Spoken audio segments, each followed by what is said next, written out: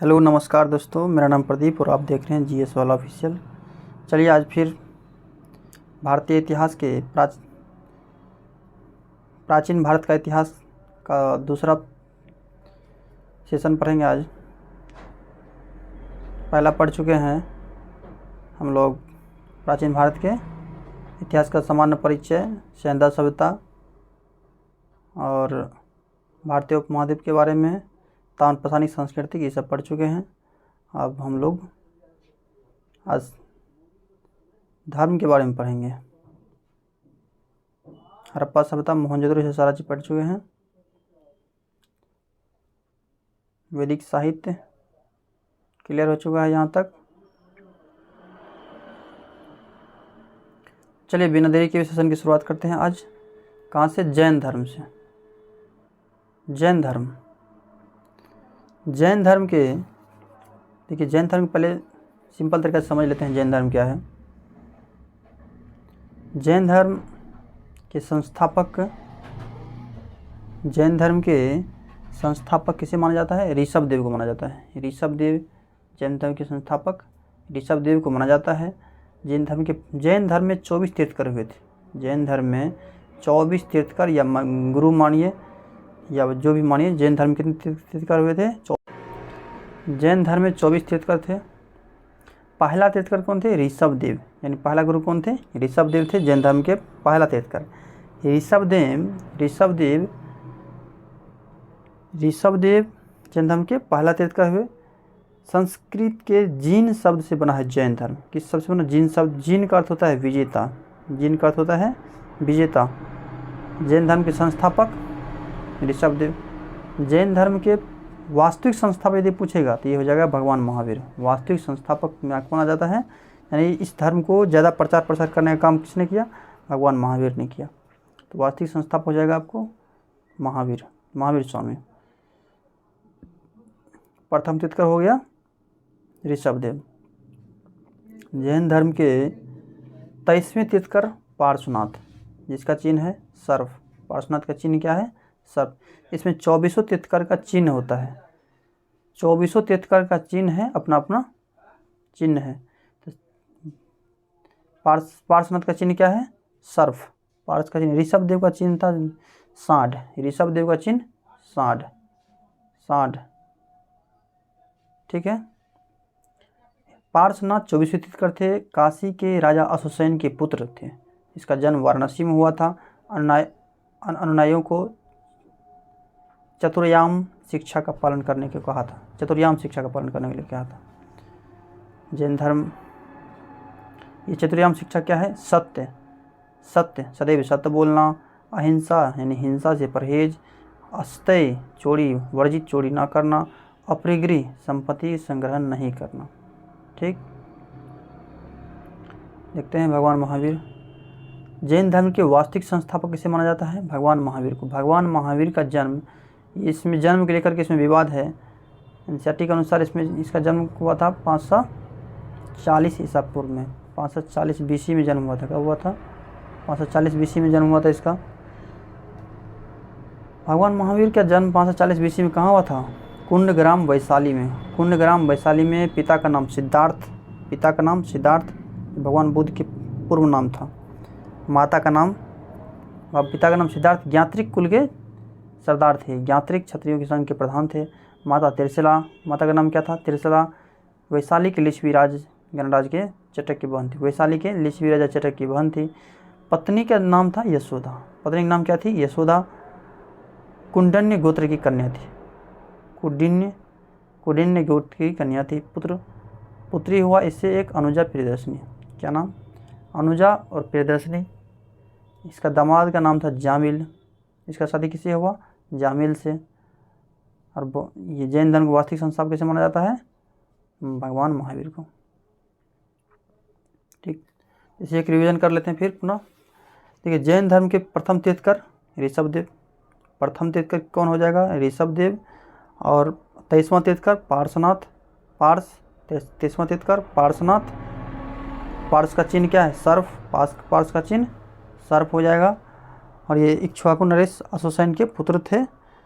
महावीर स्वामी जैन धर्म के 24वां तीर्थकर। महावीर स्वामी क्या तीर्थकर? 24वां तीर्थकर। और अंतिम तीर्थकर महावीर स्वामी का जन्म कुंडग्राम वैशाली में हुआ था। पिता का नाम सिद्धार्थ, माता का नाम त्रिशिला और पत्नी का नाम यशोदा। पुत्री अनुजा प्रियदर्शनी। शादी किससे हुई इसकी? जामिल से। जैन भगवान महावीर अपने भाई से 30 वर्ष की अवस्था में अपने भाई से आज्ञा लेकर के गृह त्याग दिए थे। कब? 30 वर्ष की अवस्था में। और 12 वर्ष की कठिन तपस्या के बाद कहाँ पे भगवान महावीर ज्ञान का प्राप्ति कहाँ हुआ? 12 वर्ष की कठिन तपस्या के बाद जाम्भृक के समीप ऋजु पालिका नदी के तट पर ज्ञान की प्राप्ति हुआ इसको। किस नदी तट पर? ऋजु पालिका नदी तट पर साल वृक्ष के नीचे ज्ञान की प्राप्ति हुआ। और इसके बाद इसका नाम क्या हो गया? जीन, विजेता, अर्थ, पूजनीय, निग्रंथ, बंधनहीन। महावीर स्वामी अपनी उपदेश किस भाषा में देते थे? प्राकृत या अर्धमगधी भाषा में। इसको भी याद रखना, इसमें नहीं दिया है। प्राकृत या अर्धमगधी भाषा में। ठीक। महावीर स्वामी अपने अनुयायियों को मूलतः निग्रंथ कहा जाता था। ठीक। महावीर स्वामी का प्रथम अनुयायी कौन हुआ? महावीर स्वामी अपना पहला शिक्षा किसको दिया था? पहला शिक्षा अपने दामाद को ही, जामिल को ही दिए थे। पहला शिक्षा अपने दामाद जामिल को ही दिए थे। ठीक ना, याद रखना है। महावीर स्वामी अपने शिष्य को 11 गंधर्व में बांटा था। ये भी पूछता है क्वेश्चन, इसको भी याद रखना है। 11 गंधर्व में बांटा था। ज्ञान की प्राप्ति अभी तुरंत बात की इससे पहले। जाम्भृक के समय ऋजुपाल के तट पर साल वृक्ष के नीचे ज्ञान की प्राप्ति हुआ। ज्ञान प्राप्ति के पश्चात क्या कहलाए? केवलीन, अर्थ, पूजनीय, जिन और निग्रंथ। प्रथम शिष्य जामिल, इसका दामाद हुए। चतुर्याम शिक्षा में 5 व्रत ब्रह्मचर्य को जोड़ दिया। अनेकांतवाद और स्यादवाद का प्रतिपादन किया था महावीर स्वामी। क्वेश्चन पूछता है कि अनेकांतवाद और स्यादवाद किस धर्म से संबंधित है? जैन धर्म से संबंधित है अनेकांतवाद और स्यादवाद, याद रखना है। पुनर्जन्म और कर्मवाद में विश्वास, ये जैन धर्म की विशेषता है। जैन धर्म में की विशेषता क्या है? पुनर्जन्म और कर्मवाद में विश्वास, इसको याद रखना है। ठीक है। आत्मा की मान्यता है इसमें, जैन धर्म में आत्मा की मान्यता, ये भी याद रखना है। ईश्वर को नहीं मानता है ईश्वर। जैन धर्म बौद्ध धर्म दोनों अनिश्वरवादी है, लेकिन जैन धर्म में आत्मा की मान्यता है। बौद्ध धर्म में आत्मा की परिकल्पना भी नहीं है, इसको याद रखना है। बौद्ध धर्म आत्मा को नहीं मानता है, जैन धर्म आत्मा की परिकल्पना है। दोनों में यदि समानता पूछेगा जैन धर्म बौद्ध धर्म, तो ये हो जाएगा अनिश्वरवादी में। ठीक, आगे बढ़ते हैं। उसके बाद भगवान महावीर की मृत्यु, इसकी 527 लिया है। उसके बाद भगवान महावीर की मृत्यु 483 ईसा पूर्व में, 468, 540 में जन्म हुआ था बीसी में, 468 बीसी में इसका मृत्यु हो गया। कहाँ पे? पावापुरी राजगीर में मृत्यु हो गया। ठीक,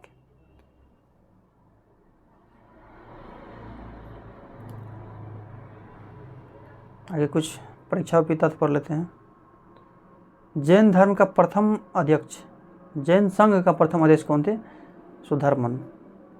जैन संघ का प्रथम अध्यक्ष कौन थे? सुधर्मन थे। जैन धर्म का विभाजन देखिए, जब जैन महावीर स्वामी की मृत्यु हो गई 468 ईसा पूर्व में पावापुरी में, उसके बाद जैन धर्म के जो थे ये भाद्रबाहु अपने 300 बीसी की बात है, 300 ईस्वी पूर्व की बात है, मगध में अकाल पड़ा। मगध में अकाल पड़ने के बाद ये भाद्रबाहु अपने शिष्य को लेकर के चल गए थे कर्नाटक। कहाँ लेकर चल गए थे? कर्नाटक। कर्नाटक से जब 12 वर्ष के बाद लौटे, 12 वर्ष के बाद लौटने के बाद इसको श्वेतांबर और क्या कहते हैं, श्वेतांबर और दिगंबर क्या कहते हैं, ये नहीं, स्थूलभद्र और भाद्रबाहु दोनों में मतभेद हो गया। स्थूलभद्र वहीं रह गए मगध में ही, भाद्रबाहु चल गए थे कर्नाटक। भाद्रबाहु के आने के बाद दोनों में मतभेद हो गया और दोनों अपना अपना जैन धर्म से अलग हो गए। तो ये जो स्थूलभद्र के जो अनुयायी थे ये कहलाए, स्थूलभद्र के जो अनुयायी थे ये कहलाए श्वेतांबर, श्वेत वस्त्र पहनने वाला, और भद्रबाहु के जो अनुयायी थे दिगंबर, नग्न रहने वाला। अभी भी देखिएगा जो होता है बहुत सारा नग्न रहता है दिगंबर, जैन धर्म के दिगंबर संप्रदाय के ये नग्न रहते हैं। उसके बाद भगवान महावीर की मृत्यु के बाद जैन संगीति हुआ। प्रथम जैन संगीति कहाँ हुआ, क्वेश्चन पूछेगा प्रथम जैन संगीति कहाँ हुआ, तो पहला जैन संगीति इसमें दिया होगा, नहीं दिया है, छोड़िए। पहला जैन संगीति हुआ पाटलिपुत्रा में, इसको याद रखना है। 300 BC में पहला जैन संगीति हुआ पाटलिपुत्रा में। पाटलिपुत्र में इसके अध्यक्ष थे स्थूलभद्र। अध्यक्ष कौन थे? स्थूलभद्र याद रखना है। और दूसरा जैन संगीति छठी शताब्दी में हुआ था, 6ठी शताब्दी में बल्लभी गुजरात में हुआ था। दूसरा जैन संगीति, इसके अध्यक्ष थे क्षमा श्रवण, याद रखना है क्षमा श्रवण, ठीक है। पहला जैन संगीति पाटलिपुत्र, दूसरा बल्लभी गुजरात में हुआ था, इसको याद रखिएगा। कल्पसूत्र भद्रबाहु द्वारा रचित है, ये जैन तीर्थंकर की जीवनी कहानी है कल्पसूत्र। ये भद्रबाहु का पुस्तक है कल्पसूत्र, इसको भी याद रखिएगा।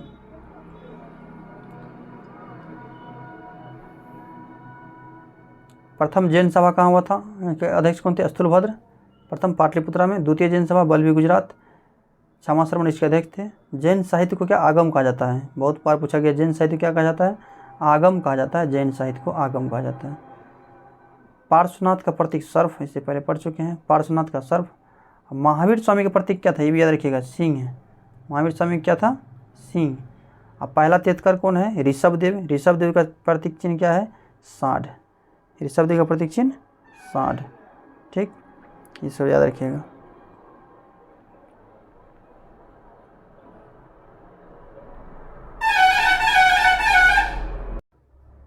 चलिए आप देखते हैं बौद्ध धर्म। बौद्ध धर्म का एक बार कहानी सुन लेते हैं शॉर्टकट में। देखिए, बौद्ध धर्म के संस्थापक गौतम बुद्ध, जिसका पूर्ण नाम सिद्धार्थ थे। सिद्धार्थ भगवान महावीर की किसका नाम था? पिता का नाम सिद्धार्थ था। यात्रिक कुल के सरदार थे भगवान महावीर के। भगवान बुद्ध के पूर्व का नाम, पहले नाम क्या था? सिद्धार्थ। भगवान बुद्ध को लाइट ऑफ एशिया कहा जाता है। इसके पिता का नाम शुद्धोधन, और माता का नाम महामाया देवी। पिता शाकगण के मुखिया थे। इससे एक पुत्र, इसका शादी 16 वर्ष की अवस्था में हो जाता है। भगवान बुद्ध का 16 वर्ष की अवस्था में शादी हुआ, जिससे एक पुत्र हुआ राहुल का जन्म हुआ, ठीक। और उसके बाद इसने जब एक कपिल वस्तु के सिर पर निकला था, इसे 4 दृश्य दिखाई देता था। क्या दिखाई दिया? क्या? एक बूढ़ा व्यक्ति, एक बीमार व्यक्ति, एक शव और एक सन्यासी। 29 वर्ष की अवस्था में भगवान बुद्ध ने गृह त्याग दिए, 29 वर्ष की अवस्था में। और इस गृह त्याग का चिन्ह क्या था? घोड़ा, ये भी याद रखिएगा। गृह त्याग का चिन्ह क्या था? घोड़ा। और गृह त्यागने के को बौद्ध धर्म में क्या कहा जाता है? महाभि निष्कर्मण। गृह त्यागने के बाद इसे पहला गुरु मिला अलार कलाम। प्रथम गुरु क्या मिला? अलार कलाम, जो सांख्य दर्शन की शिक्षा दिए थे, और सांख्य दर्शन की शिक्षा दिए। और दूसरा गुरु मिला रुद्रक रामपुत्र। तो पहला गुरु कौन हो गया? अलार कलाम। दूसरा गुरु रुद्रक रामपुत्र। और भगवान बुद्ध को ज्ञान की प्राप्ति कहाँ हुआ था? बोध गया में ज्ञान की प्राप्ति हुआ 35 वर्ष की अवस्था में, यानी 29 वर्ष में गृह त्याग किया और 6 वर्ष तक तपस्या की थी। कितना हो गया? 29 और 6 35 वर्ष की अवस्था में ज्ञान की प्राप्ति हुआ। कहाँ पे? वैशाख पूर्णिमा के दिन निरंजना या फाल्गु नदी के तट पे, फाल्गु नदी के तट पे हुआ था ज्ञान की प्राप्ति। पीपल वृक्ष के नीचे। किस वृक्ष के नीचे? पीपल वृक्ष के नीचे। अब महावीर कहाँ हुआ था? साल वृक्ष। महावीर पूछेगा तो साल वृक्ष। गौतम बुद्ध पीपल वृक्ष के नीचे हुआ था, ठीक है। ज्ञान की प्राप्ति हुआ। ज्ञान की प्राप्ति हुआ, सिद्धार्थ का नाम बदल के क्या हो गया? बुद्ध हो गया। बुद्ध हो गया। और इसने वहाँ से जब निकले तो प्रथम उपदेश कहाँ दिए थे? सारनाथ में। पहला उपदेश कहाँ दिए थे? सारनाथ में। सर्वाधिक उपदेश यदि पूछेगा तो वो जगह श्रावस्ती। सर्वाधिक उपदेश श्रावस्ती में दिए थे। सर्वाधिक उपदेश सारनाथ में उपदेश दिए थे, तो उसे बौद्ध धर्म में कहा जाता है धर्म चक्र परिवर्तन, धर्म चक्र परिवर्तन, इसको याद रखिएगा सारनाथ में। सर्वाधिक उपदेश श्रावस्ती में सर्वाधिक, किस भाषा में बुद्ध धर्म भगवान बुद्ध ने उपदेश दिए? पाली भाषा में, इसको भी याद रखिएगा, पाली भाषा में, पाली भाषा में। ठीक है, अब चलिए इसमें भी शॉर्टकट देख देते हैं।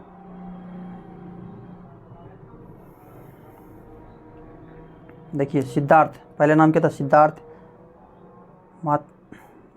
देखिए माता का नाम माया देवी, कोलीय वंश की थी। पिता शुद्धोधन शाकगण की मुखिया थे, शाकगण के मुखिया थे। 563 ईसा पूर्व 563 BC में जन्म हुआ, लुम्बिनी नेपाल में। हाँ, कहाँ जन्म हुआ था? लुम्बिनी नेपाल में जन्म हुआ था इसका। कहाँ हुए थे? लुम्बिनी नेपाल में। और इसका लालन पालन 7 दिन के बाद गौतम बुद्ध की माँ की मृत्यु हो गई, और उसके बाद उसके लालन पोषण कौन किया? उसकी सतोली माँ गौतमी प्रजापति ने, मौसी इसकी मौसी थी गौतमी प्रजापति। विवाह 16 वर्ष का आयु हो गया, किससे? यशोधरा से। इससे एक पुत्र हुआ राहुल, और 29 वर्ष की अवस्था में गृह त्याग दिए, जिसका चिन्ह है घोड़ा, जिसको बौद्ध धर्म कहा जाता है महावीर निष्कर्मण। 35 वर्ष की आयु में बोध गया में ज्ञान की प्राप्ति हुआ। कहाँ पे? बोध गया में, पीपल वृक्ष के नीचे, फाल्गु या निरंजन नदी के तट पे। और इसके बाद गौतम बुद्ध का नाम गौतम बुद्ध हो गया, गौतम बुद्ध कहलाए। आगे देखते हैं। और उसके बाद अपना पहला प्रवचन कहाँ दिए? सारनाथ में 5 ब्राह्मण को दिए थे। 5 ब्राह्मण वहाँ मिले थे उसको, वहाँ सारनाथ में पहला प्रवचन पाली भाषा में दिए थे। ऋषि पंथ उसी बोलते, ऋषिपतनम या सारनाथ मृगदाव में दिया गया प्रथम उपदेश महात्मा बुद्ध द्वारा। इसको बुद्ध धर्म क्या कहा जाता है? धर्म चक्र परिवर्तन, इसको याद रखिएगा। बुद्ध धर्म कहते हैं धर्म चक्र परिवर्तन। देखिए कुछ व्यक्ति है जो भगवान बुद्ध या बुद्ध धर्म को अपना दान दिए थे। बिंबिसार वेलुवन विहार बना करके बुद्ध धर्म को दान दिए थे। वेलुवन विहार किसने दान दिए थे? बिंबिसार। प्रसेनजीत पुब्बाराम विहार दान दिए थे, पुब्बाराम विहार। लिच्छवी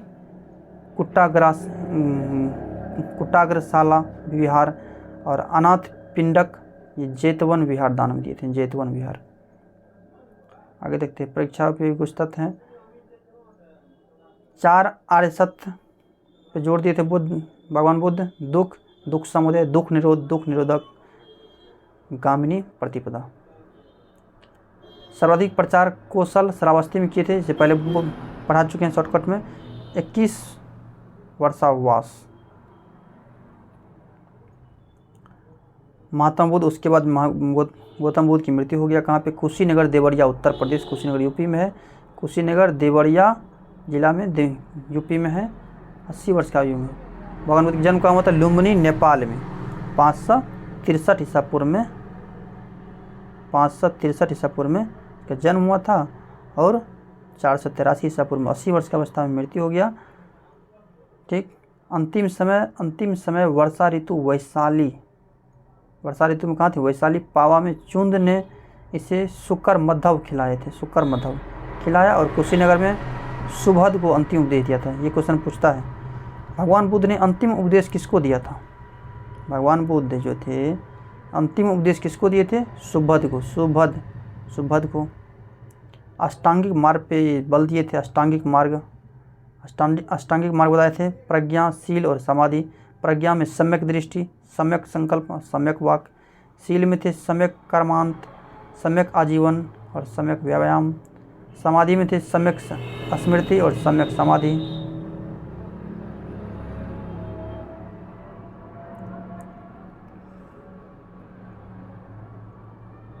बुद्ध के बैरागी होने के लिए इससे पहले पढ़ चुके हैं। 4 दृश्य मिले थे उसको, बूढ़ा व्यक्ति, बीमार व्यक्ति, मृतक और एक सन्यासी। गृह त्याग के बाद सर्वप्रथम किससे मुलाकात हुआ? अलार कलाम पहला गुरु थे, और दूसरा गुरु रुद्रक रामपुत्र से पढ़ चुके हैं। ठीक है, ये वैशाली से मिला था, राजगीर में मिले थे रुद्रक रामपुत्र। ज्ञान की प्राप्ति 35 वर्ष अवस्था में बुद्ध पूर्णिमा की रात्रि पीपल वृक्ष नीचे हुआ था। कुछ परीक्षा उपयोगी देख लेते हैं तथ्य। बौद्ध धर्म के अनुयायी 2 वर्गों में बांटे हुए थे, भिक्षुणी या उपासक। देखिए भिक्षुनी और उपासक बौद्ध धर्म दो भाग में बटा हुआ था। भिक्षुक कहते हैं जो बौद्ध धर्म के प्रचार के लिए जिन्होंने संन्यास ग्रहण किया, संन्यास ग्रहण जो कर लिया और तब बौद्ध धर्म का प्रचार कर रहा है, उसे बोलेंगे भिक्षुनी। उपासक कहेंगे किसको? जो गृहस्थ जीवन व्यतीत करते हुए बौद्ध धर्म अपनाने वालों को उपासक कहा गया। जो गृहस्थ जीवन व्यतीत करके अब बौद्ध धर्म को अपनाया उसे बोलते हैं उपासक। एशिया के ज्योतिपुंज कहा जाता है भगवान बुद्ध को। ये लाइट ऑफ एशिया पुस्तक के लेखक कौन है? ये लेखक है एडविन अर्नाल्ड। कौन है? एडविन अर्नाल्ड लेखक इसका है। ठीक है। भगवान बुद्ध का जो है ये हीनयान शब्द का अर्थ होता है निम्न मार्ग। देखिए बौद्ध धर्म दो भागों में बट गया था। चौथा बौद्ध संगीति जो हुआ था, आगे पढ़ेंगे बौद्ध संगीति, इसमें दो भागों में बट गया था कनिष्क के समय में, एक हीनयान एक महायान। हीनयान का अर्थ होता है निम्न मार्ग और महायान का अर्थ शब्द का अर्थ होता है उत्कृष्ट मार्ग। बुद्ध अपने मत को कहते थे माध्यमिक मार्ग, माध्यमिक पदा, यानी भगवान बुद्ध जो थे बौद्ध धर्म ग्रहण करने के लिए माध्यमिक मार्ग दिए थे। अब देखते हैं इसमें थोड़ा उल्टा पुल्टा दे दिया है। जन्म का चिन्ह क्या था भगवान बुद्ध का? कमल साढ़। गृह त्याग का घोड़ा, इससे पहले पढ़ चुके हैं। गृह त्याग किए थे घोड़ा से, मान के चलिए घोड़ा। ज्ञान कहाँ हुआ था? पीपल वृक्ष नहीं थे, बोधि वृक्ष उसी को बोलते हैं। ज्ञान का चिन्ह हो जाएगा पीपल। निर्माण की प्राप्ति पद चिन्ह, निर्माण पद चिन्ह। मृत्यु का चिन्ह स्तूप, मृत्यु स्तूप। एक बात याद रखिएगा, भगवान बुद्ध की मृत्यु के बाद उसके अवशेष को 8 भागों में बांटा गया था। 8 भागों में बांटा गया था। बौद्ध धर्म के त्रिरत्न कौन कौन से हैं? बुद्ध, धम्म, संघ। बौद्ध धर्म के त्रिरत्न बुद्ध, धम्म, संघ।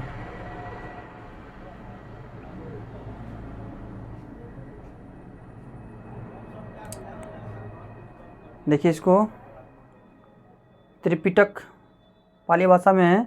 ये त्रिपिटक किस धर्म से संबंधित है? त्रिपिटक किस भाषा में? पाली भाषा में है। ये बौद्ध धर्म ग्रंथ है त्रिपिटक। त्रिपिटक में 3 पिटक है, विनय पिटक, सूक्त पिटक, अभिधंग पिटक। विनय पिटक में संघ संबंधी नियम है। क्या है? संघ संबंधी नियम है। सूक्त पिटक में बुद्ध के उपदेशों का संग्रह है, भगवान बुद्ध जो उपदेश दिए थे उसका संग्रह सूक्त पिटक में है। और अभिधंग पिटक में है दार्शनिक सिद्धांत। दार्शनिक सिद्धांत जो है, दार्शनिक सिद्धांत अभिधंग पिटक में। तो विनय पिटक संघ का नियम, संघ में कैसे प्रवेश करना है। देखिए बौद्ध धर्म में संघ में प्रवेश करने के लिए उम्र कम से कम कितना उम्र था? 15 वर्ष। इसको भी याद रखिएगा, 15 वर्ष उम्र कम से कम था। सूक्त पिटक भगवान बुद्ध के उपदेश का संग्रह। अभिधंग पिटक दार्शनिक सिद्धांत। शिक्षा केंद्र देख लेते हैं कुछ। शिक्षा केंद्र थे बौद्ध से संबंधित। बौद्ध शिक्षा केंद्र नालंदा महाविहार, जिसके संस्थापक कौन थे? कुमार गुप्त। वल्लभी, ये गुजरात में है। विक्रमशिला का संस्थापक धर्मपाल। विक्रमशिला विश्वविद्यालय धर्मपाल इसके संस्थापक थे। ये कहाँ पे है? विक्रमशिला भागलपुर में है। उदंतीपुरी जी पूछेगा, गोपाल हो जाएंगे उसका। देखिए कुछ शब्द है, इसका अर्थ है। चैत्य क्या है? चैत्य महापुरुषों के धातु अवशेष सुरक्षित रखने वाली समाधि। चैत्य होता था बौद्ध धर्म के मंदिर, मान के चलिए पूजा स्थल। बौद्ध धर्म में जैसे हिंदू धर्म में मंदिर होता है ना, उसी तरह बौद्ध धर्म में चैत्य होता है। चैत्य ये एक पूजा स्थल थे। विहार क्या थी? बौद्ध भिक्षु जहाँ रहते थे उसको बोलते हैं विहार। बौद्ध धर्म के जो बौद्ध भिक्षु थे कि जहाँ रहते थे, आवास करते थे, वहाँ उसको बोलते हैं विहार। और जहाँ पूजा स्थल जो मंदिर है वो बोलते हैं चैत्य। स्तूप होता था जैसे मृतक की चुनी हुई अस्थियों को रखने के, गोला टाइप का जो अर्धगोला अर्धचंद्राकार टाइप का जो होता है बोलते हैं स्तूप। उसमें अस्थि रखा जाता था मंदिर के बीच में, चैत्य के बीच में रखा जाता है। अब देखते हैं बौद्ध धर्म के चार बौद्ध संगीति हुई थी। भगवान बुद्ध की मृत्यु के पश्चात 4 बौद्ध संगीति हुए थे। देखिए पहला बौद्ध संगीति हुआ था कहाँ पे? राजगीर में। पहला बौद्ध संगीति कहाँ हुआ था? राजगीर 483 BC में राजगीर में सप्तपर्णी गुफा में, जिसका देखते महाकश्यप, ठीक। और किसके समय हुआ था? अजातशत्रु शासक के समय हुआ था। अजातशत्रु हार्यक वंश के दूसरे शासक थे। हार्यक वंश संस्थापक बिंबिसार। द्वितीय बौद्ध संगीति हुआ था 383 ईसा पूर्व में। कहाँ? वैशाली में। पहला राजगीर, दूसरा वैशाली। ये बालूक्राम गुफा में हुआ था। कहाँ हुआ था? बालूक्राम गुफा में हुआ था। ये दूसरा बोध संगीति बालूक्राम गुफा में हुआ था। ठीक, इसका अध्यक्ष कौन थे? सब्बाकामी, सब कमीर या सुबुकामी, सब्बाकामी बोलते हैं इसको। कलाशोक के समय हुआ था। तीसरा बौद्ध संगीति देखते हैं। तीसरा बौद्ध संगीति हुआ था 247 ईसा पूर्व में। कहाँ पे? पाटलिपुत्रा में। ये सबसे ज़्यादा इम्पोर्टेंट है। तीसरा बौद्ध संगीति कहाँ हुआ था? पाटलिपुत्रा में। अध्यक्ष गौत मोगलीपुत्र थी। अशोक के समय में हुआ था। किसके समय हुआ था? अशोक के समय में। और चौथा बौद्ध संगीति हुआ था प्रथम शताब्दी में। कब हुआ था? प्रथम शताब्दी में। कुंडलवन जम्मू कश्मीर, कुंडलवन जम्मू कश्मीर में हुए थे। कश्मीर में अध्यक्ष थे वसुमित्र। अध्यक्ष कौन थे? वसुमित्र। उपाध्यक्ष थे अशोघोष। किसके समय हुआ था? कनिष्क के समय में। यही चौथा बौद्ध संगीति में बौद्ध धर्म दो भागों में बट गया, हीनयान और महायान। हीनयान महायान, याद रखिएगा, हीनयान महायान। तो चौथा बौद्ध संगीत किसके समय हुआ था? कनिष्क के समय में हुआ था। अध्यक्ष थे वसुमित्र, उपाध्यक्ष अशोघोष। कुंडलवन जम्मू कश्मीर में हुआ था। तो पहला हुआ था राजगीर, दूसरा वैशाली, तीसरा पाटलिपुत्रा और चौथा कहाँ हुआ था? कुंडलवन जम्मू कश्मीर। ठीक है। बौद्ध धर्म में विभाजन देखिए, ये दूसरा विभाजन है। बौद्ध धर्म में विभाजन महासंघिका, सर्वास्तिवाद, महासंघिका परिवर्तन के पक्ष में थे। ये थे परिवर्तन के पक्ष में। नेतृत्व करता थे महाकश्यप पहला बौद्ध संगीति का अध्यक्ष। और दूसरा विभाजन हुआ था, दूसरा भाग था अस्थिरवाद, थैरवाद। ये थे परिवर्तन के विरोध नेतृत्वकर्ता। इसके नेतृत्वकर्ता कौन थे? महाकच्चायन। कहता कौन थे? महाकच्चायन। तो बौद्ध धर्म कितने भागों में बट गया यहाँ इसके अनुसार? महासंघिका यानी सर्वास्तिवाद और अस्थिरवाद। पूछ देगा थैरवाद किस धर्म का से संबंधित है? बौद्ध धर्म से संबंधित है। ठीक है, आगे देखते हैं कुछ अन्य तथ्य है। चौथा बौद्ध संगीति बौद्ध धर्म स्पष्ट रूप से हीनयान महायान में विभाजित हो गया। हीनयान देखिए, हीनयान ये मूर्ति पूजक नहीं होता है, महायान मूर्ति पूजक होता है, ये भी ध्यान रखना है। महायान तो कनिष्क किस धर्म से संबंधित होते हैं? महायान से, बौद्ध धर्म की महायान शाखा से। शून्यवाद के प्रवर्तक नागार्जुन, शून्यवाद ये भी बौद्ध धर्म से संबंधित है। नागार्जुन। विज्ञानवाद योगाचार संप्रदाय के संस्थापक मैत्रेयनाथ। विज्ञानवाद योगाचार संप्रदाय के संस्थापक मैत्रेयनाथ। भावी बुद्ध जो आगे भगवान बुद्ध का जन्म होने वाला है, ये किस नाम से आएगा? मैत्रेय। ये मान्यता है बौद्ध धर्म में कि आगे जो बुद्ध आएगा मैत्रेय नाम से आएगा। क्षणवाद का सिद्धांत किसने दिया था? भगवान बुद्ध ने दिया था। तो याद रखिएगा भगवान बुद्ध का जन्म कब हुआ था? 563 ईसा पूर्व में लुम्बिनी में कपिलवस्तु लुम्बिनी में हुआ था, नेपाल में। पिता का नाम सुदर्शन, माता का नाम महामाया देवी, पत्नी का नाम यशोधरा। पुत्र हुआ राहुल, 16 वर्ष की अवस्था में शादी हुआ था। ये सब याद रखना है। ज्ञान की प्राप्ति हुआ था 35 वर्ष की अवस्था में। कहाँ पे? 35 वर्ष की अवस्था में ज्ञान की प्राप्ति हुआ था निरंजना या फाल्गुन नदी तट पे। वो वहाँ उसके बाद पहला उपदेश कहाँ दिया था? सारनाथ में। धर्मचक्र परिवर्तन कहा जाता है, पाली भाषा में दिए थे। सर्दी को उपदेश दिए थे श्रावस्ती में, याद देखिएगा। 80 वर्ष की अवस्था में 483 ईसा पूर्व में कुशीनगर देवरिया उत्तर प्रदेश में मृत्यु हो गया, जिसे बौद्ध धर्म में कहा जाता है महापरिनिर्वाण। ठीक, बौद्ध धर्म दो भागों में बट गया, हीनयान महायान। ठीक, चलिए अब देखते हैं आगे। छोटा छोटा धर्म है, देख लेते हैं। देखिए शैव धर्म, शिव के उपासक शैव धर्म कहलाए। भगवान शिव के प्राचीनतम धर्म है ये। ऋग्वेद में शिव का नाम रुद्र कहा जाता है। क्या नाम है? नाम रुद्र। ये सब ज़्यादा इम्पोर्टेंट नहीं है, फिर भी याद रखिए। कुषाण शासकों के सिक्कों पर शिव वृषण या त्रिशूल की आकृति उत्कीर्ण है। उदयगिरी गुहालेख शैव गुफा का निर्माण चंद्रगुप्त द्वितीय के सेनापति वीरसेन के द्वारा किया गया था। उदयगिरी गुफा किसने किए थे निर्माण? वीरसेन द्वारा किया गया था। उदयगिरी की पहाड़ी पर उदयगिरी गुफा बनाया है। देखते हैं कुछ शिव मंदिर है कहाँ। कांद्रिया महादेव मंदिर, ये खजुराहो में है, चंदेल शासक द्वारा बनाया गया। कांद्रिया महादेव मंदिर कहाँ है? खजुराहो में है, मध्य प्रदेश। चंदेल शासक द्वारा बनाया गया है। कैलाश मंदिर एलोरा और राष्ट्रकूट के समय निर्मित किया गया था। कैलाश मंदिर एलोरा और राष्ट्रकूट के द्वारा निर्माण किया गया था। ठीक है, आगे देखते हैं।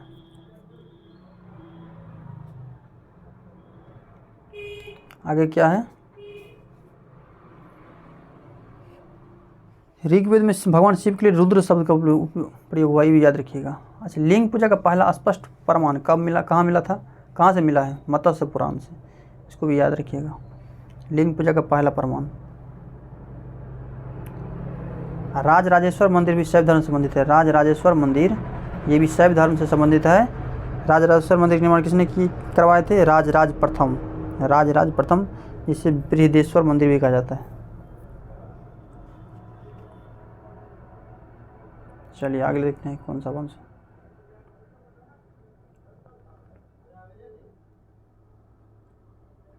भागवत धर्म का मुख्य बिंदु क्या है। देखिए, भागवत धर्म ये भगवान कृष्ण के, भागवत धर्म जो है वैष्णव धर्म इसको बोलते हैं। वैष्णव धर्म का विषय में प्रारंभिक जानकारी हमको उपनिषद से मिलता है। कहाँ से मिलता है, कुछ पॉइंट याद रखिए इसको। इसका प्रारंभिक जानकारी मिलता है उपनिषद से मिलता है इसका। वैष्णव धर्म के प्रवर्तक भगवान कृष्ण को माने जाते हैं। प्रवर्तक कृष्ण, वृषभवंशी कृष्ण को माना जाता है प्रवर्तक। भागवत धर्म वासुदेव की पूजा का उल्लेख पाणिनि ने किए थे। अष्टाध्याय के लेखक कौन है, पाणिनि। भागवत धर्म से संबंधित प्रथम उपलब्ध प्रस्तर स्मारक है विदिशा या वेशनगर का गरुड़ स्तंभ। वेशनगर का गरुड़ स्तंभ ये हेलोडोरस जिसे भागवत कहा जाता है, वासुदेव जिसे देवदेवस कहा जाता है। ठीक, भगवान कृष्ण का उल्लेख सर्वप्रथम छंदोग उपनिषद में देवकी पुत्र और अंगिरस के शिष्य के रूप में हुआ, ये याद रखिएगा। भगवान कृष्ण का सर्वप्रथम उल्लेख छंदोग उपनिषद में देवकी पुत्र और अंगिरस के शिष्य के रूप में हुआ। तो भगवान श्री कृष्ण के गुरु का नाम अंगिरस थे, याद रखिएगा। भगवान कृष्ण के सुदर्शन चक्र में कितना तिल्ली है, ये भी ध्यान रखिएगा। भगवान कृष्ण के सुदर्शन चक्र, भगवान विष्णु के सुदर्शन चक्र में 6 तिल्ली, कितना है, 6 तिल्ली थी, 6 तिल्ली। अगला पॉइंट देखते हैं। अपोलोडोटस के सिक्कों पर सर्वप्रथम भागवत धर्म का चिन्ह मिलता है। अपोलोडोटस के सिक्कों पर सर्वप्रथम भागवत धर्म का चिन्ह मिलता है। मथुरा पंचवीर या पाषाण लेख, मथुरा से क्या क्या देखिए, संकर्षण, वासुदेव, प्रद्युम्न, शंब, अनिरुद्ध, ये सब का चिन्ह मिला है मथुरा से। गुप्त नरेश, गुप्त वंश सब भागवत धर्म संबंधित थे। गुप्त वंश वैष्णव मतावी थे। गुप्त वंश किस धर्म क्या था, राज के धर्म वैष्णव धर्म। और चिन्ह के थे गुप्त वंश के, गरुड़, गुप्त शासकों के राज के चिन्ह गरुड़ थे। गुप्त वंश संस्थापक श्रीगुप्त, गुप्त वंश के संस्थापक श्रीगुप्त थे। और सबसे प्रतापी शासक कौन थे, चंद्रगुप्त प्रथम, जिसने गुप्त संवत की शुरुआत 319 ईस्वी में किए थे। इसको याद रखिएगा। समुद्रगुप्त, इंपॉर्टेंट शासक समुद्रगुप्त ही है, जिसे भारत का नेपोलियन कहा जाता है समुद्रगुप्त को।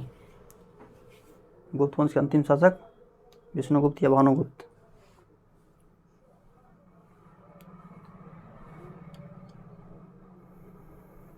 चतुर्व्यूह एक दिया गया है, देखिए।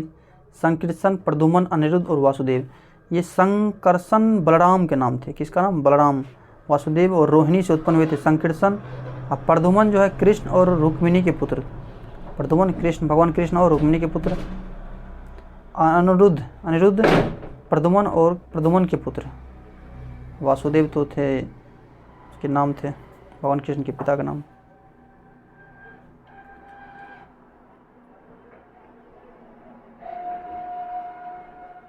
चलिए क्लियर हो गया। यहाँ कुछ देखते हैं शैव धर्म के बारे में दिया है। शैव संप्रदाय वामन पुराण के अनुसार शैव संप्रदाय 4 भागों में बांटा गया था। शैव, पशुपत, कपालिक, कालामुख। पशुपत के संस्थापक लकुलिश, शिव के अवतार माने जाते हैं लकुलिश को। संप्रदाय के अनुयायियों की मान्यता। कपालिक संप्रदाय के भैरव, शिव के अवतार, भैरव को जानते होंगे आप लोग, अनुयायी थे। सूरा का सेवन करते थे, दारू सूरा का मांस भक्षण करते थे, हाथ में नरमुंड मनुष्य के मुर्दा का हाथ में सिर रहते थे। कालामुख संप्रदाय अति मार्गी संस्थापक, अति मार्गी।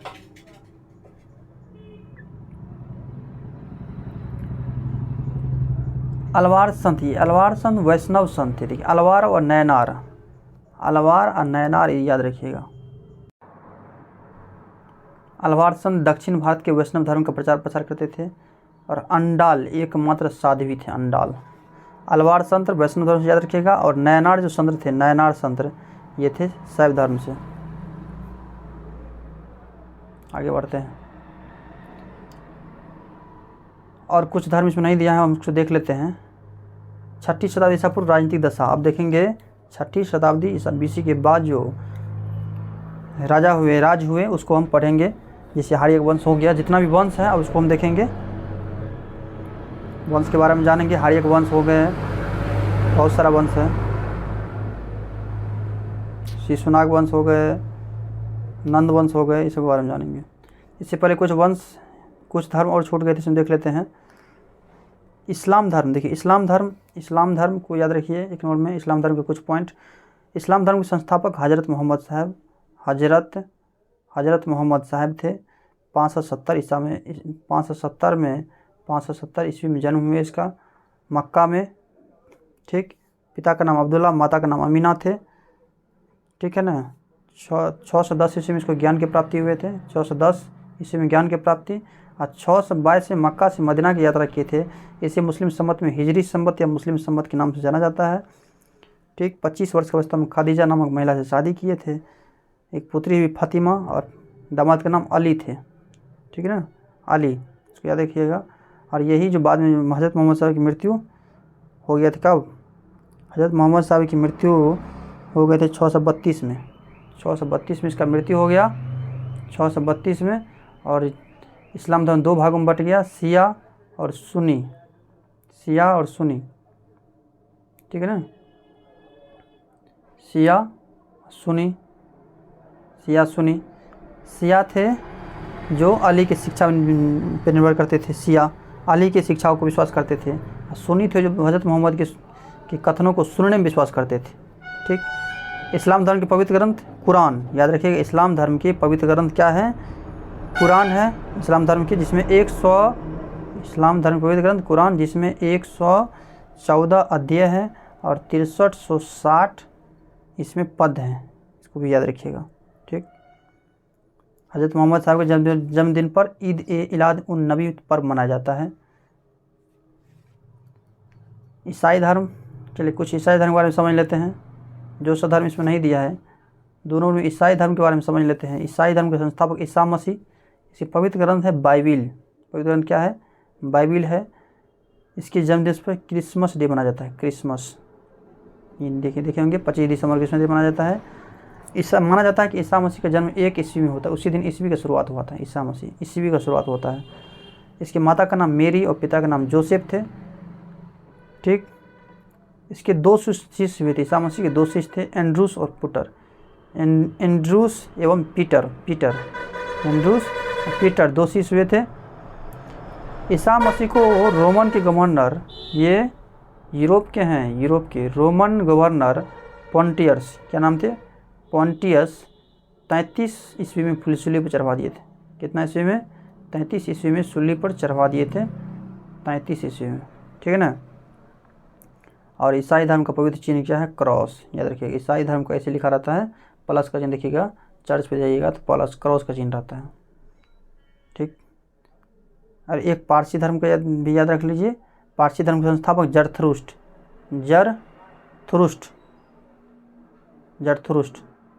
पारसी धर्म संस्थापक जरथुरुस्ट। और इसका पवित्र ग्रंथ जेंदा अवेस्ता, पवित्र ग्रंथ जेंदा अवेस्ता, इसको याद रखिएगा। और इसने अपने ईश्वर अहूर को मानते हैं, अग्नि पूजक होते हैं पारसी धर्म, अग्नि को आग पूजा करते हैं। ठीक, चलिए अब चलते हैं मगध के उत्कर्ष। 6ठी शताब्दी ईसा पूर्व में मगध उत्कर्ष। और इससे पहले देख लेते हैं हम लोग महाजनपद को। तो ये जो 6ठी शताब्दी ईसा पूर्व का जो राजनीतिक दशा है, इस सब का स्रोत कहाँ से माना जाता है? बौद्ध धर्म के अंगुत्तर निकाय से, जैन ग्रंथ भगवती सूत्र से, और पाणिनि के अष्टाध्याय के लेखक पाणिनि, इसको याद रखिएगा, पाणिनि के अष्टाध्याय से, महापरिनिर्वाण सूत्र से भी मिलता है। ठीक है ना। कुछ परीक्षा उपयोगिता है तो देख लेते हैं पहले। बुद्ध काल का सबसे बड़ा और शक्तिशाली राज्य था वैशाली। बुद्ध काल के सबसे शक्तिशाली राज्य किसको बोला जाता है? वैशाली को माना जाता है। पुराणों के अनुसार मगध पर शासन करने वाला पहला राजवंश थे बृहदत्त वंश, राजगीर में थे। राजगीर इसका राजधानी थे, राजगीर।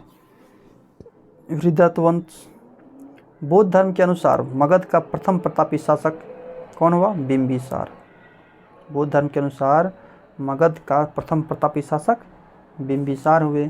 काशी का सबसे शक्तिशाली शासक बृहदत्त। रामायण कालीन कौशल राज्य की राजधानी अयोध्या थे। प्राचीन श्रावस्तिक नगर विन्यास अर्धचंद्राकार थे। श्रावस्ती, भगवान बुद्ध ने सबसे ज़्यादा यहीं पर उपदेश दिए थे, श्रावस्ती में, तो याद रखिएगा पाली भाषा में।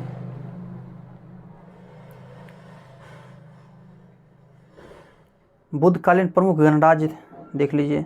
शाक्य, कपिलवस्तु, बलि, बुली, अलकप, कलाम, केशपुत, कोलिय, रामगान और मल पावा। मल की राजधानी पावा थे। ठीक है। महाजनपद काल थे। इसका वर्णन, इसका स्रोत कहाँ से मिलता है? महाजनपद काल का अंगुत्तर निकाय से, को याद रखिएगा। महाजनपद काल, महाजनपद जो है, महाजनपद भगवान बुद्ध के मृत्यु के बाद 6ठी शताब्दी में लगभग 16 महाजनपद थे। भारत में कितने महाजनपद थे? 16 महाजनपद हुआ करते थे। 16 महाजनपद में जिसका दो राजधानी है। इसका वर्णन कहाँ है मिलता है? बौद्ध ग्रंथ की अंगुत्तर निकाय में, एक भगवती सूत्र में भी मिलता है, इसको भी याद रखिएगा। देखते हैं 16 महाजनपद में जिसका दो राजधानी है, क्या क्या नाम? कौशल देश की राजधानी कहाँ थे? उत्तरी कौशल देश की राजधानी श्रावस्ती थे और दक्षिणी भाग की राजधानी थी साकेत। श्रावस्ती या साकेत दोनों याद रखिएगा। उत्तरी भाग की साकेत, दक्षिणी के उत्तरी के श्रावस्ती, दक्षिणी के साकेत। मल की राजधानी पावा और कुशीनगर। ठीक, मल की राजधानी पावा, कुशीनगर। पंचाल की राजधानी देखिए, उत्तरी पंचाल के अहिच्छत्र और दक्षिणी पंचाल के काम्पिल्य। दक्षिणी पंचाल के काम्पिल्य याद रखना है।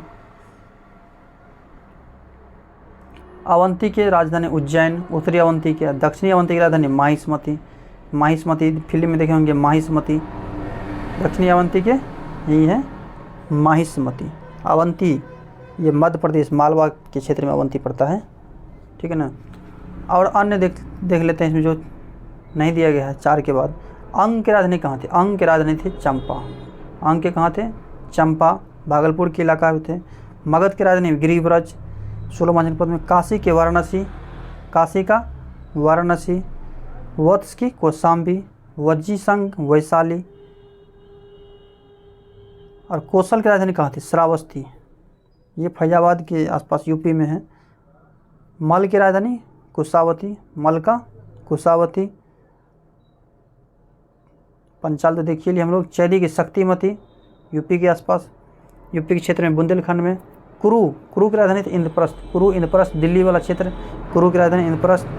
मत्स्य की राजधानी विराटनगर है। ये मत्स्य की राजधानी विराटनगर राजस्थान के क्षेत्र में है। ये जयपुर, अलवार, भरतपुर के क्षेत्र में। कंबोज की राजधानी हाटक, ठीक है। और उसके बाद असमक की पोटली, गंधार के तक्षशिला। तो एक चीज़ याद रखिएगा, दक्षिण भारत के एकमात्र महाजनपद कौन है? दक्षिण भारत के एकमात्र महाजनपद है असमक। ठीक, असमक दक्षिण भारत के एकमात्र महाजनपद है असमक, जिसकी राजधानी है पोटली। इसकी कौन नदी के तट पे है? गोदावरी नदी के तट पे है। गोदावरी नदी के तट पे है। दक्षिण भारत के एकमात्र महाजनपद। और कौन सा महाजनपद जिसका जो पाकिस्तान में है? ये गंधार की राजधानी तक्षशिला। चलिए आगे बढ़ते हैं।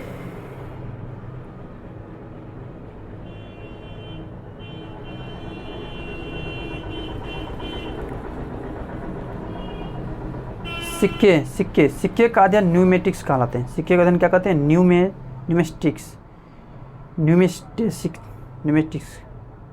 भारत के प्राचीन सिक्के 6वीं शताब्दी से मौर्यकाल के मध्य से प्राप्त होते हैं। आहत सिक्के या पंचमार्क सिक्के चांदी निर्मित थे, ये ठप्पे निशान लगे हुए थे। सिक्के का अध्ययन को न्यूमिस्मेटिक्स। अब देखते हैं हार्यक वंश, मगध साम्राज्य। हार्यक वंश के संस्थापक कौन थे?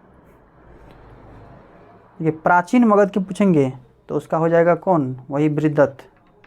मगध के प्राचीन वंश के संस्थापक बृहदत्त जरासंध के पुत्र थे। लेकिन ये आधुनिक मगध के वास्तविक संस्थापक बिंबिसार को माना जाता है। बिंबिसार जैन धर्म साहित्य में से श्रेणिक कहा गया है। कुनिक भी कहते हैं बिंबिसार, कुनिक। और महावंश 15 वर्ष की आयु में मगध पर नरेश की गद्दी बैठा था। इसकी शादी देखिए, अपने राजधानी को, अपने राज्य को विस्तार करने के लिए विवाह पद्धति अपनाए थे। विवाह पद्धति, तो ये 3 शादी किए। चेटक यानी लिच्छवी शासक की पुत्री चेरणा के साथ विवाह किए। दूसरा विवाह कौशल नरेश प्रसेनजीत की बहन महाकोशला से शादी किए। और तीसरा विवाह मद्र नरेश की राजकुमारी क्षेमा के साथ विवाह किए अपने राज्य की सुरक्षा के लिए। युद्ध किससे किए? देखिए, ब्रह्मदत्त को परास्त कर अंग को मिला लिया। किसको परास्त किया था? ब्रह्मदत्त को परास्त कर अंग को अपने देश में मिला लिया। उसके बाद बिंबिसार को उसके पुत्र अजातशत्रु जो थे, बिंबिसार को का पुत्र अजातशत्रु 493 BC में, ईसा पूर्व में इसकी हत्या कर दी। किसका? अजातशत्रु ने बिंबिसार की हत्या कर दिए और गद्दी पर बैठ गए। इसका क्या नाम थे? कुनिक। इसका नाम कुनिक था। अजातशत्रु का नाम कुनिक। प्रसेनजीत की पुत्री वाजिरा से विवाह किए थे। प्रसेनजीत की पत्नी वाजिरा से। प्रथम बौद्ध संगीति का आयोजन इसी के समय हुआ था। कहाँ पे? राजगीर में हुआ था प्रथम बौद्ध संगीति का आयोजन, अजातशत्रु के समय में। और अजातशत्रु को कुनिक कहा जाता है। ये जैन धर्म के अनुयायी थे। जैन धर्म के बाद में बौद्ध धर्म अपनाए थे। अजातशत्रु 32 वर्ष तक मगध पर शासन किए थे। 32 वर्ष तक, ठीक ना। 461 ईस्वी की बात है, 461 BC की बात है, ईसा पूर्व की बात है। जब ये अजातशत्रु को किसने मार दिया? उदयन ने मार दिया। इसका पुत्र उदयन मार दिया और उदयन गद्दी पर बैठ गया। बिंबिसार को मारा, उसका पुत्र अजातशत्रु को मार दिया उदयन। और उदयन अपना राजधानी कहाँ स्थापित कर लिए? पाटलिपुत्र में। पाटलिग्राम, इसका नाम क्या रखा था? पाटलिग्राम। यानी पाटलिपुत्र के संस्थापक उदयन। ठीक, मगध साम्राज्य की राजधानी को राजगीर से पाटलिपुत्र स्थानांतरित किए उदयन।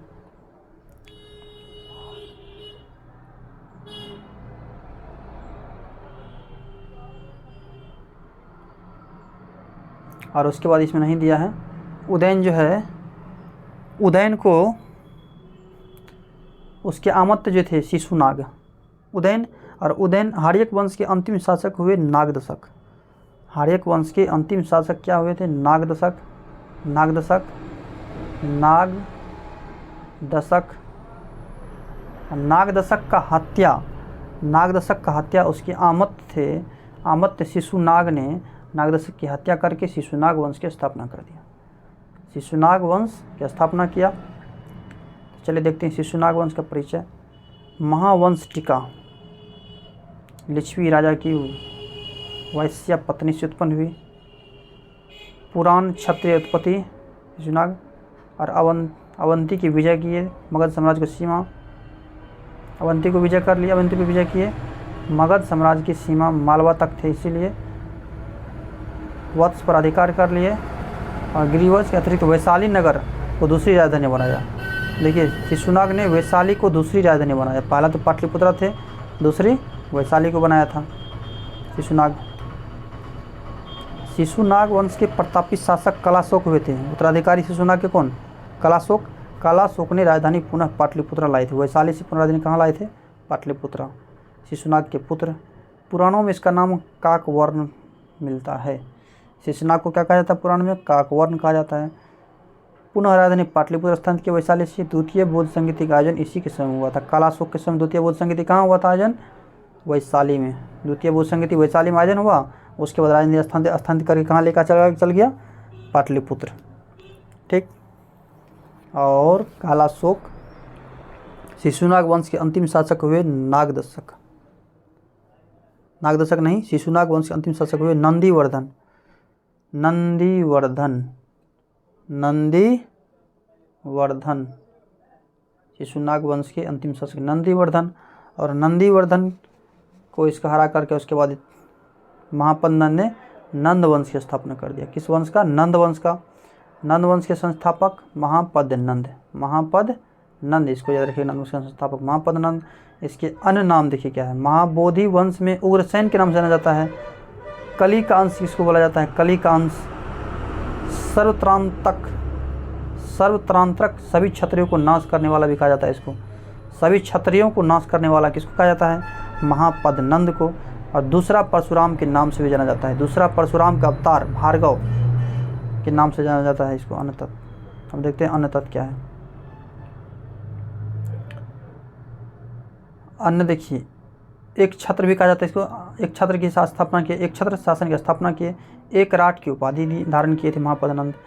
कलिंग विजय की स्रोत खारवेल की हाथी गुम्फा लेख। हाथी गुम्फा लेख किससे संबंधित है? कलिंग नरेश खारवेल संबंधित है। कलिंग पर विजय किए थे। इसके मित्र थे पाणिनि, इसको भी याद रखिएगा। अष्टाध्याय के लेखक हैं पाणिनि, इसके मित्र थे, ठीक। नंदवंश। और नंदवंश के अंतिम शासक हुए घनानंद। नंदवंश के अंतिम राजा कौन हुए? घनानंद, अंतिम राजा। और ये अग्रमेज उग्रसेन के पुत्र थे। यूनानी लेखक के अनुसार ये उग्रसेन के पुत्र थे। सिकंदर का समकालीन माना जाता है। सिकंदर के समकालीन थे सेनापति के नाम भद्रसाल। इसके सेनापति का नाम क्या था? भद्रसाल। और चंद्रगुप्त मौर्य द्वारा हत्या कर दिया गया। चंद्रगुप्त मौर्य द्वारा इसका हत्या कब किया गया? घनानंद की हत्या चंद्रगुप्त मौर्य ने करके और मौर्य वंश की स्थापना कर लिया था। जैन आमत सट्टाल और सुभद्र, स्थूलभद्र। जैन आमत सट्टाल और स्थूलभद्र थे। देखिए, सिकंदर के समकालीन इसको माना जाता है, ठीक। सिकंदर भारत पे आकर, सिकंदर का जन्म 356 जान लेते, सिकंदर बारे में कुछ 356 बीसी में जन्म हुआ था। भारत पर आक्रमण इन्होंने कब किए थे? भारत पर आक्रमण किए थे 326 ईस्वी में, 326 ईस्वी पूर्व में, बीसी में, 326 बीसी में। और 300 ये भारत सबसे पहले प्रवेश किए थे। तो किससे युद्ध हुआ था सिकंदर को? पंजाब के शासक पोरस के साथ, राजा पोरस के साथ युद्ध हुआ था। किस नदी के तट पर? झेलम नदी के तट पर। इसीलिए इसको झेलम की युद्ध कहा जाता है, या हाइड स्पीड की युद्ध भी कहा जाता है, ठीक है, झेलम नदी तट पे। लेकिन यदि पूछेगा कि सिकंदर के सेनापति किस नदी के तट को पार करने से इनकार कर दिया था, ये थे रावी नदी। कौन नदी थे? रावी नदी, ठीक। रावी नदी तट को पार करने से इनकार कर दिया था। पोरस के साथ युद्ध हुआ था, पंजाब के राजा पोरस। और 325 में सिकंदर ने भारत से लौट गया। कब लौट गया था? 325 बीसी में भारत से लौट गया। और 327 बीसी में इसका मृत्यु हो गया। कहाँ पे इसका मृत्यु हो गया? सिकंदर का 327 में बेबीलोन में, ठीक है ना, बेबीलोन में मृत्यु हो गया। सिकंदर के घोड़ा का नाम क्या था? क्वेश्चन पूछता है। सिकंदर के घोड़ा का नाम था बाउकेफला, बाउकेफला, ठीक है, सिकंदर के घोड़ा का नाम। और इसी घोड़ा के नाम पे झेलम नदी के तट पे बाउकेफला नगर की स्थापना किए थे। झेलम नदी के तट पे बाउकेफला नगर की स्थापना किए थे, याद रखना। सिकंदर का जल सेनापति थे निर्याकस। और सिकंदर के सेनापति थे कौन थे? Seleucus Nicator. चलिए, इतना सिकंदर के बारे में जानकारी रखिए। आज देखते हैं कुछ विदेशी आक्रमण। ईरानी और यूनानी दो आक्रमण हुए थे। एक ईरानी आक्रमण, दारा प्रथम थे आक्रमणकर्ता। और यूनानी आक्रमण कौन थे? सिकंदर। भारत पे सबसे पहले ईरानी आक्रमण हुआ था, ईरानी आक्रमण, बाद में यूनानी आक्रमण हुआ था। यूनानी आक्रमण देखते हैं, इसका स्रोत कहाँ से है? बेहिस्तून अभिलेख से। दारा प्रथम के साम्राज्य के 23 प्रांत का उल्लेख मिलता है इसमें, बेहिस्तून अभिलेख में। हेरोडोटस का विवरण मिलता है इसमें। हेरोडोटस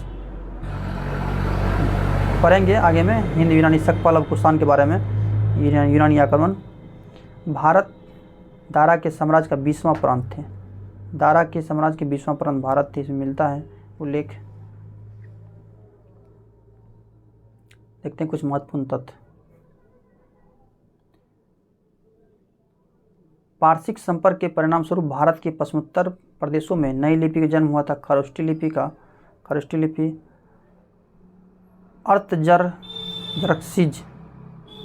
अर्थजरक्सीज का राजवैद्य था टेसियस। मैसिडोनिया के क्षत्रप फिलिप के पुत्र थे सिकंदर के पिता का नाम फिलिप था। सीमांत गणराज अश्वक की राजधानी कहाँ थे? मस्कग। पुरु यानी पोरस के राजा का राज्य वसा था झेलम और चेनाब नदी के तट पे। पोरस जो थे पंजाब के राजा के साथ युद्ध हुआ था। पोरस सिकंदर का जो युद्ध हुआ था सिकंदर को झेलम और चेनाब के मध्य थे पोरस राजा।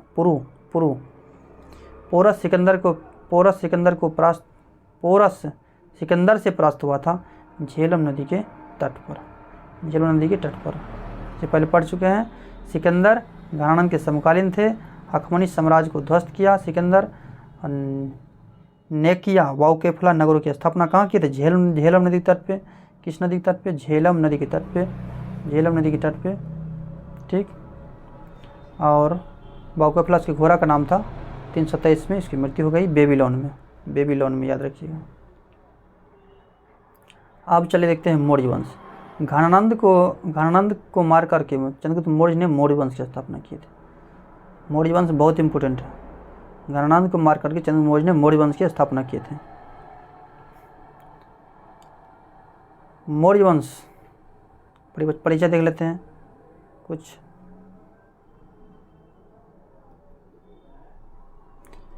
भारतीय स्रोत। मौर्य राजवंश का संस्थापक थे। मौर्य राजवंश का संस्थापक चंद्रगुप्त मौर्य थे। मौर्य राजवंश के संस्थापक। भारत को सर्वप्रथम राजनीतिक स्वरूप से एकबद्ध किया। भारत में राजनीतिक स्वरूप को एकबद्ध करने का काम किसने किया? चंद्रगुप्त मौर्य ने किया था। नंद राज का पुत्र वृषल और कुलहीन विशाखदत्त द्वारा कृत मुद्रा राक्षस के अनुसार किसका पुत्र माना जाता है? नंदराज का पुत्र या वृषल और कुलहीन माना जाता है। निम्न कुल का माना जाता था चंद्रगुप्त मौर्य को। कहाँ लिखा हुआ है ये? विशाखदत्त के मुद्रा राक्षस पुस्तक में लिखा हुआ है। राजकुल से संबंधित बौद्ध ग्रंथ महाबोधि वंश के अनुसार राजकुल से संबंधित थे। शूद्र उत्पत्ति देखिए, चंद्रगुप्त मौर्य को शूद्र उत्पत्ति या बृहत कथा मंजरी या कथा सरित सागर के अनुसार शूद्र की उत्पत्ति यानी एक शूद्र कुल के थे। बृहत कथा मंजरी और कथा सरित सागर के अनुसार ये शूद्र कुल के थे। मयूर पोषकों के ग्राम के मुखिया की पुत्री का पुत्र परिष्टि वर्मन हेमचंद्र की कृति। आगे देखते हैं विदेशी स्रोत। विलियम जोन्स, हाँ ये बहुत इंपॉर्टेंट है। चंद्रगुप्त मौर्य का पहचान कैसी हुआ आखिर? विलियम जोन्स ने इसकी पहचान सेंडोकोटस के नाम से किए थे। विलियम जोन्स जो थे इसकी पहचान किससे किए थे? सेंडोकोटस के नाम से किए थे। सबसे पहले विलियम जोन्स ने ही बताया था कि ये सेंडोकोटस नाम का जो व्यक्ति है यही चंद्रगुप्त मौर्य है। एरियन तथा प्लूटार्क। एंडोकोटस के नाम से चंद्रगुप्त मौर्य का पहचान किसने किया? एरियन और प्लूटार्क। जस्टिन के अनुसार सेंडोकोटस और सिकंदर महान की भेंट का उल्लेख है। जस्टिन ने किए थे किसका उल्लेख? सेंडोकोटस और सिकंदर महान की भेंट का उल्लेख है। एक सिकंदर शाह है, अलग है वो। सिकंदर लोदी वो अलग है, ये सिकंदर महान है। आगे देखते हैं दक्षिण भारत के विजय का श्रेय तमिल ग्रंथ अहनानूर और पुरनानूर से सूचित किया जाता है। सिकंदर के साम्राज्य के पूर्वी भाग के शासक सेल्यूकस की आक्रमणकारी सेना को परास्त किया चंद्रगुप्त मौर्य और उत्तर में हिमालय की श्रृंखला तक। मृत्यु के समय साम्राज्य की सीमा कहाँ कहाँ देखे थे?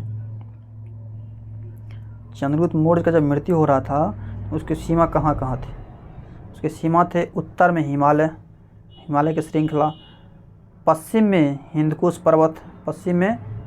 पर्वत, और पूरब में बंगाल की खाड़ी, और दक्षिण में मैसूर तक। इतना बड़ा साम्राज्य था चंद्रगुप्त मौर्य का। कितना बड़ा साम्राज्य देखिए, हिमालय से लेकर के मैसूर, कर्नाटक, बंगाल की खाड़ी से लेकर के हिंदकुश पर्वत तक की सीमा थी इसकी। साम्राज्य विस्तार, ब्रिटिश साम्राज्य के अंतर्गत आने वाले भारत से बड़ा, ब्रिटिश साम्राज्य जितना बड़ा था उससे ज़्यादा बड़ा साम्राज्य इसका विस्तार था चंद्रगुप्त मौर्य का। अभी तक का सबसे शक्तिशाली शासक थे चंद्रगुप्त मौर्य। चलिए, तो हम लोगों ने चंद्रगुप्त मौर्य के बारे में जाना।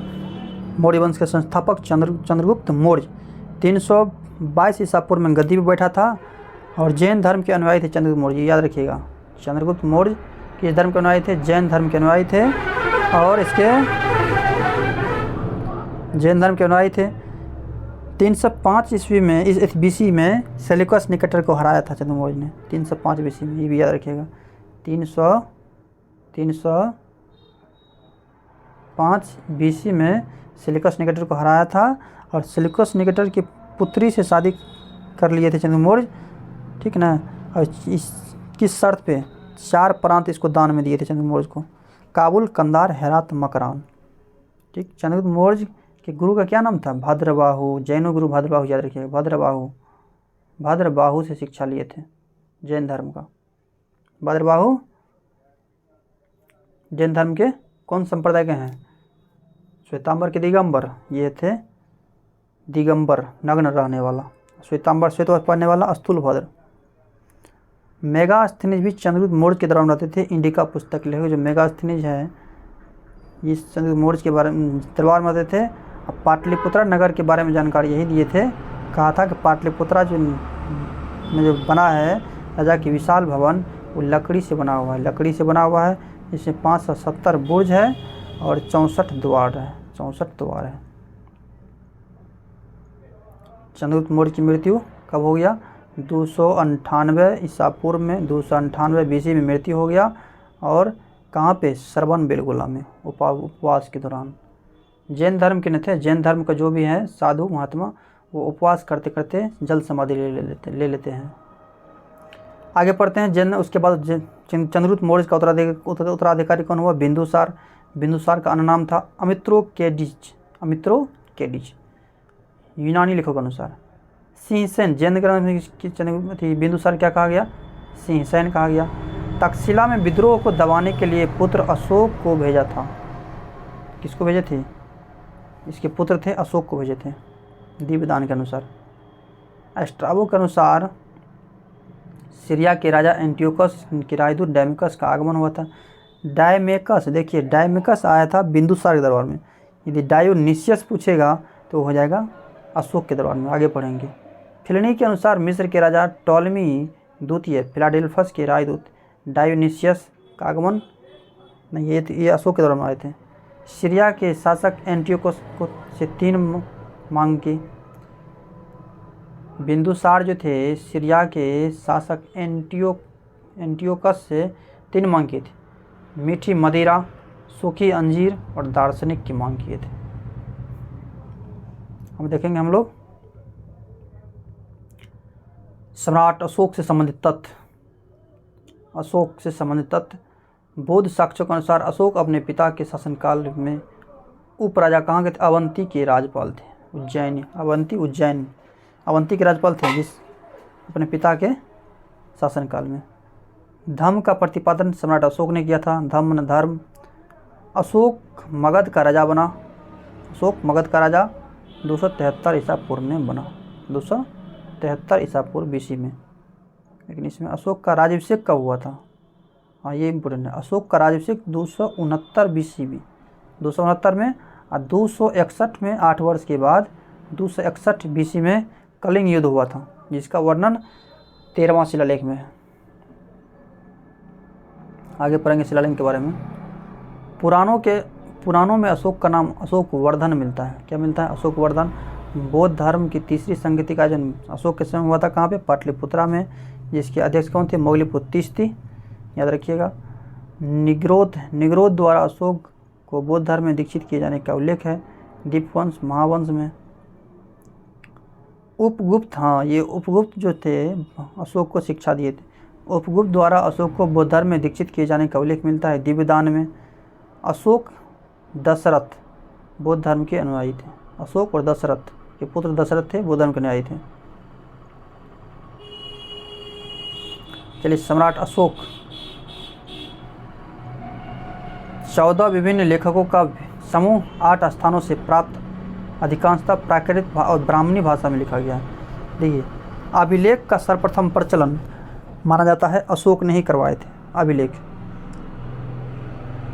अभिलेख को 3 भागों में बांटा गया है। पहला शिलालेख, स्तंभलेख, गुहालेख। अशोक के शिलालेख की संख्या कितनी है? 14 है। शिलालेख की संख्या 14 बताई गई है। स्तंभलेख की संख्या कितनी है? स्तंभलेख की संख्या 7 है। ठीक, जिसमें 7 में 7 ब्राह्मणी लिपि में लिखा गया है। ठीक है, आगे बढ़ते हैं। अशोक ने स्वयं मगध का सम्राट कहा। अशोक ने स्वयं मगध का सम्राट किस अभिलेख स्तंभलेख में कहा था? बाम्बरू या विराट स्तंभलेख में। अशोक ने स्वयं मगध का सम्राट बताया था खुद को। ठीक, देखिए, कलिंग विजय अशोक के राजकाल की पहली बड़ी घटना थी कलिंग विजय। कलिंग पर आक्रमण किए थे 261 BC में किए थे, 8वें वर्ष बाद, राज्याभिषेक के 8वें वर्ष बाद। इसका वर्णन कहाँ मिलता है? 13वां शिलालेख में। 13वां शिलालेख में अशोक विजेता हुए थे कलिंग में। देखते हैं इसका 5 मैत्री संबंध कहाँ? यवन राज्य के 5 मैत्री संबंध, ये 13वां शिलालेख में वर्णन है। किसका वर्णन है? कलिंग विजय का, और 5 राजा का वर्णन है। यवन के 5 राजा का वर्णन है। देखते हैं किसका किसका। पहला है सीरिया नरेश अंटियोकस या एंटियोकस द्वितीय थियोस। उसके बाद आपको है ये मिस्र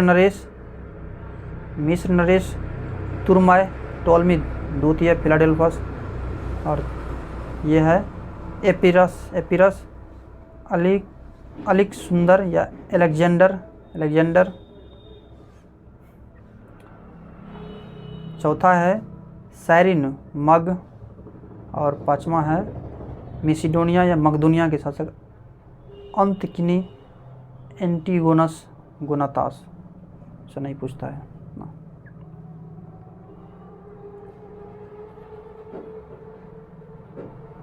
आगे देखते हैं इसकी राजधानी। मौर्य शासन के समय में राजधानी है कुछ है, उसके प्रांत है राजधानी।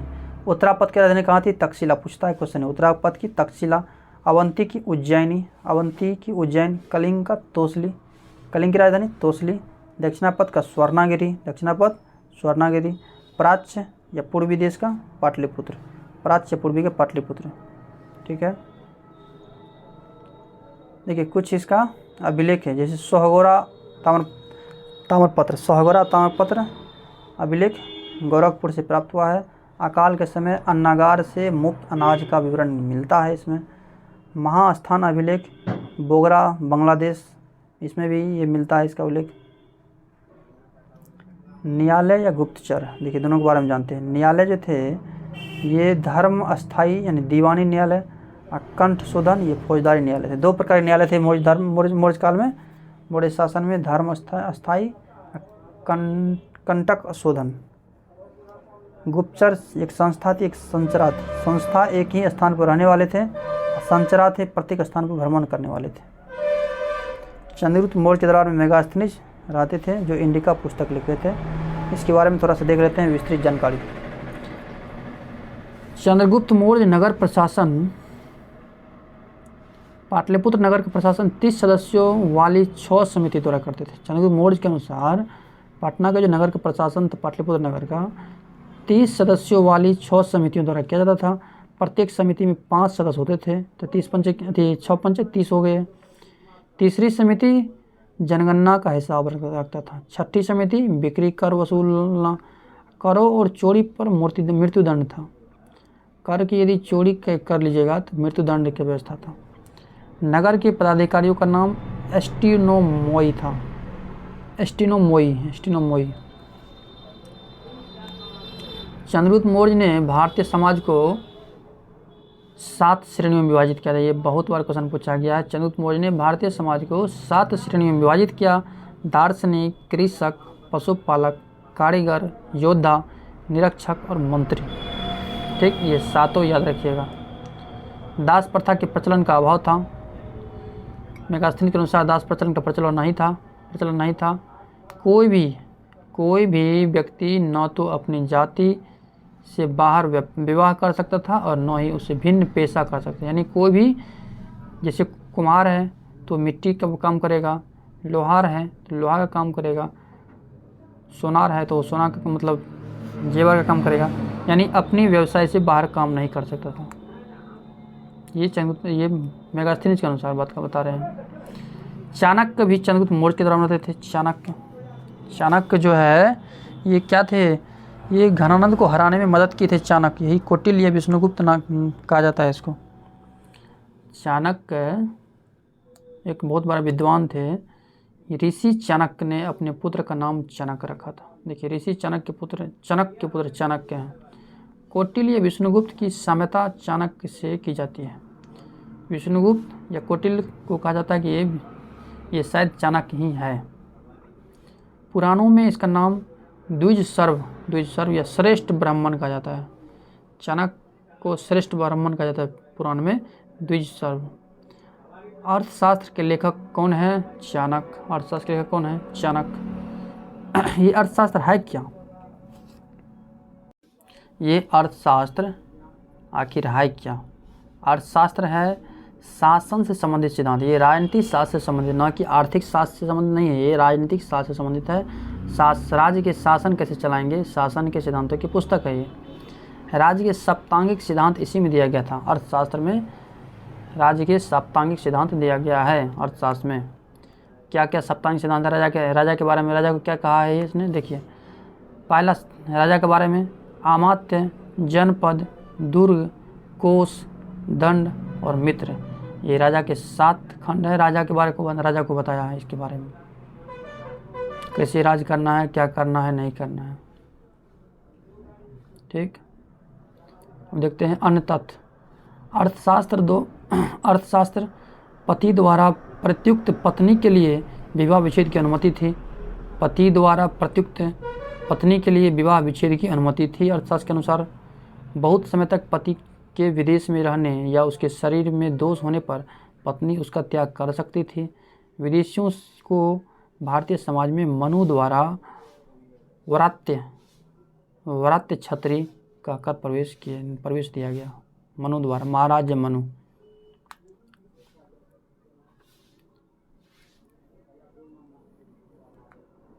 देखते हैं सारनाथ स्तंभ। सारनाथ में प्रथम प्रवचन कहाँ दिए थे भगवान बुद्ध? सारनाथ में। ये सारनाथ स्तंभ, इस स्तंभ के शीर्ष भाग को भगवान क्या कहते हैं? सिंह चतुरस्तंभ कहा जाता है। सिंह की है और इसका निर्माण सम्राट अशोक ने करवाया था सारनाथ स्तंभ का। कि इस प्रकृति को भारत सरकार ने अपने पद चिन्ह के रूप में स्वीकार किया।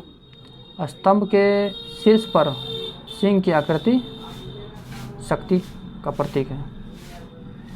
सारनाथ स्तंभ के शीर्ष भाग को अपनाया भारत सरकार ने, न कि नीचे वाला भाग, ऊपर का वाला भाग को।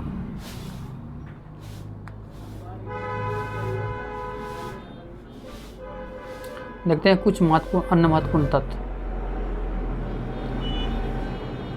अशोक के अभिलेख को सर्वप्रथम किसने पढ़ा था? अशोक के अभिलेख तीन प्रकार का है: स्तंभ लेख, गुहा लेख, शिलालेख। अशोक के अभिलेख को सर्वप्रथम पढ़ने वाले विद्वान थे 1837 में जेम्स प्रिंसेप्स। खरोष्टी लिपि में लिखा गया था। खरोष्टी लिपि 4 लिपि में इसका सिलेक्ट मिलता है, चारों लिपि में। तो खरोष्टी लिपि कैसे लिखा जाता है? दाएं से बाएं की तरफ लिखा जाता है। अनुराधापुर क्या है? अनुराधापुर श्रीलंका में है। प्राक अशोक ब्राह्मणी लिपि का साक्ष्य मिलता है। ब्राह्मणी लिपि का साक्ष्य अनुराधापुरम, श्रीलंका।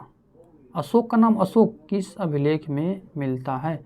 मस्की या गुर्जरा, नेतुर या उडेलोम अभिलेख में मिलता है। उडेलोम, मस्की गुर्जरा ज़्यादा पूछता है। मस्की या गुर्जरा अभिलेख में अशोक का नाम अशोक मिलता है। नेतुर और उडेगोलम भी याद रखिएगा। इंडिका पुस्तक के लेखक मेगास्थनीज सेल्यूकस निकेटर के राजदूत थे। सेल्यूकस निकेटर किसके सेनापति थे? सिकंदर के। तक्षशिला मौर्य काल में शिक्षा का सर्वाधिक प्रसिद्ध केंद्र क्या थे? तक्षशिला थे। चाणक्य, देखिए चंद्रगुप्त मौर्य के प्रमुख व्यक्ति उसके नाम, चाणक्य या विष्णुगुप्त। अर्थशास्त्र के लेखक अशोक, इसका नाम प्रियदर्शनी। मौर्य काल प्रमुख व्यक्ति चंद्रगुप्त मौर्य। सेंडकोटस की पहचान, सेंडकोटस नाम से पहचान की थी इसका। मौर्य वंश संस्थापक। बिंदुसार, जिसे अमित्र घात के नाम से जाना जाता है। शत्रु विनाशक। मौर्य काल की कुछ परीक्षा उपयोगिता थे, देखते हैं। योद्धयों के सिक्कों का अंकन मिलता है कार्तिकेय का। उत्तर पश्चिम भारत में स्वर्ण सिक्कों का प्रचलन करवाया था हिंद यवन शासकों ने, याद रखिए इसको। उत्तर पश्चिम भारत में सोना के सिक्कों का प्रचलन किसने करवाए थे? हिंद यवन राजाओं ने। बाल विवाह की प्रथा प्रारंभ हुई थी। बाल विवाह की प्रथा प्रारंभ किसके काल में हुए थे? ये कुषाण के क्या काल में? प्रथम शताब्दी में बाल विवाह। शीशे के सिक्के जारी किसने किए थे? एस्ट्रो द्वितीय ने। एस्ट्रो द्वितीय। संकर्षण या वासुदेव अंकित है अगाथोक्लिज के सिक्कों पर। अफगानिस्तान का बामियान प्रसिद्ध था बुद्ध प्रतिमा के लिए। किसके लिए? बुद्ध प्रतिमा के लिए। पहला ईरानी शासक जिसने भारत के कुछ भाग को अपने अधीन किया, डेरियस प्रथम। पहला ईरानी शासक जिसने भारत के कुछ भाग को अपने अधीन किया था, डेरियस प्रथम, 522 ईसा पूर्व में। ठीक है, यहाँ तक हम आज की सेशन में यहाँ तक याद रखेंगे। जिसको वीडियो यदि स्लो लगता होगा वो अपने स्पीड बढ़ा के देखिए और कृपया चैनल को सब्सक्राइब कर लीजिए। सब्सक्राइब करने में कोई बैलेंस नहीं देना पड़ता है, तो सब्सक्राइब कर लीजिए और अधिक से अधिक शेयर कीजिए, लाइक कीजिए। धन्यवाद। आगे अब कल की वीडियो में देखेंगे।